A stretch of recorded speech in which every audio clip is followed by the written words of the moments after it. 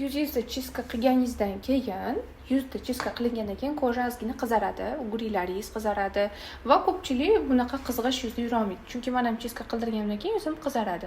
Qizargandan keyin обязательно chiska qilingandan so'ng SPF krem ishlatish shart. Kimdir rangsiz oqartiradiganini so'radi, kimdir tonalkaligini so'radi, kimdir shunchaki увлажнять qiladiganini so'radi, kimdir tonab ishlatadi, kimdir gyaluronkali ishlatadi.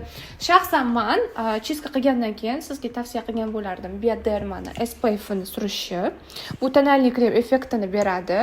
Agarda judayam qizarib ketgan bo'lsa, unda Avon SPF ni ishlatib ko'rsangiz bo'ladi, chunki Avon SPF ham SPF ham tonalniy krem bu Biodermaga nisbatan plotnoq hisoblanadi. Bu любой kojadagi defektni yopib beradi. Men sizga 100% garantiya beraman bu narsaga. Keyin lегкий ton olib xohlasangiz, Centella'ni tanab